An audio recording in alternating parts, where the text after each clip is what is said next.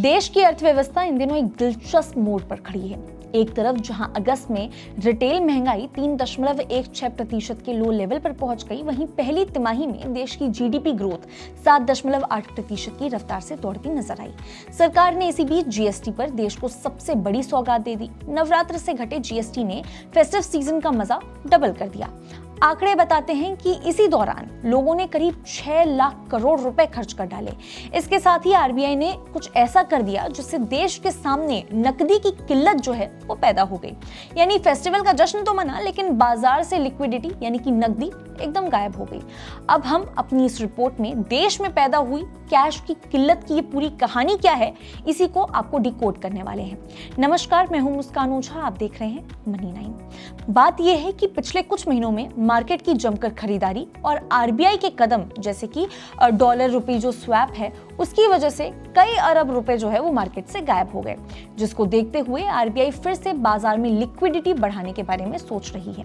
दरअसल आरबीआई ने हाल ही में ऐलान किया है कि वो 60,000 करोड़ की सरकारी सिक्योरिटीज यानी G-Secs खरीदेगा। आरबीआई ये खरीदारी ओएमओ यानी कि ओपन मार्केट ऑपरेशंस के तहत करेगी।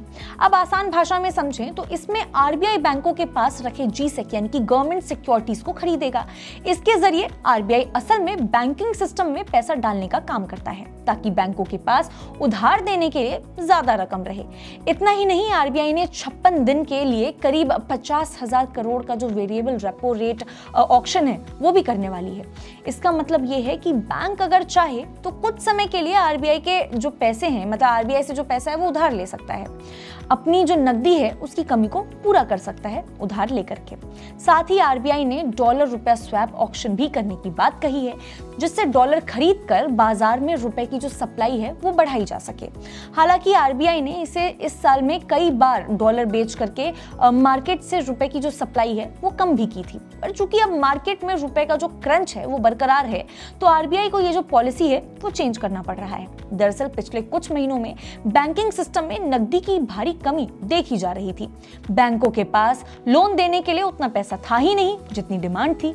ऐसे में लोन महंगे हो सकते थे, ब्याज दरें ऊपर जा सकती थी और मार्केट में निवेश घट सकता था।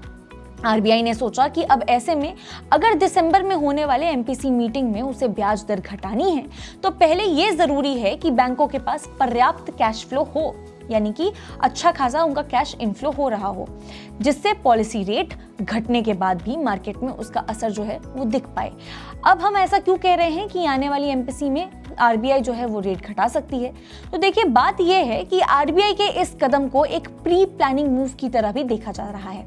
यानी कि आरबीआई जब पहले सिस्टम में पैसा डालता है तो अक्सर इसका मतलब ये है कि वो रेट कटिंग यानी कि ब्याज दर घटाने की दिशा में माहौल तैयार कर रहा है।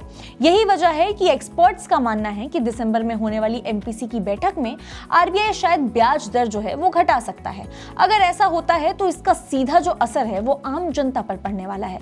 बैंक जब सस्ता कर्ज लेंगे तो घर, कार या फिर व्यापार, इन सबके लिए सस्ता वो लोन जो लोग हैं वो ले पाएंगे।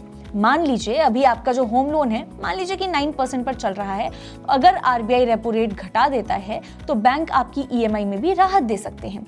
निवेशक खुश होंगे, बाजार में पैसे का प्रवाह बढ़ेगा और व्यापार को नई रफ्तार मिलेगी। लेकिन कहानी का दूसरा पहलू भी है। अगर बाजार में बहुत ज्यादा पैसा आ गया तो महंगाई भी बढ़ सकती है।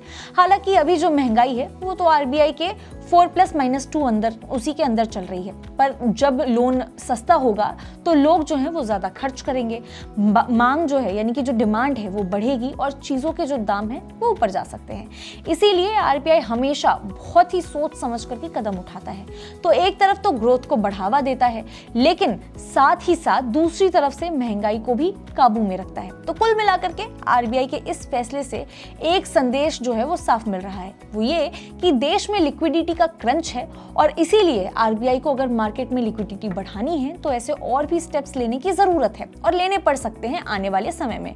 और अगर वाकई रेपो रेट में कटौती करनी है तो देश में लिक्विडिटी को बढ़ाना जरूरी है, ताकि एक आम आदमी से लेकर के कारोबारियों तक सभी को इसका जो फायदा है वो एक समान मिल सके।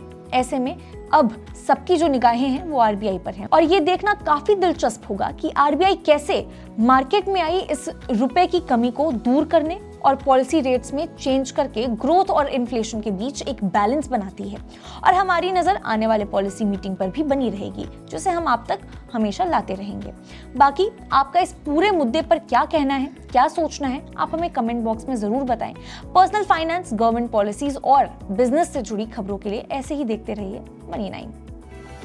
इस सिप से तो नींद टूटती है, लेकिन केवल जागना नहीं, आगे भी तो बढ़ना है। उसके लिए चाहिए एक और सिप। हर महीने छोटी छोटी रकम के इंस्टॉलमेंट यानी सिस्टमैटिक इन्वेस्टमेंट प्लान से शुरू कीजिए निवेश। लेकिन पैसे बढ़ाने वाली कौन सी सिप आपके लिए रहेगी अच्छी? म्यूचुअल फंड सिप से जुड़े हर सवाल का जवाब मेरी सिप मेरा सवाल। सोमवार से शुक्रवार 4 बजे मिलेंगे हम सिर्फ मनी9 पर।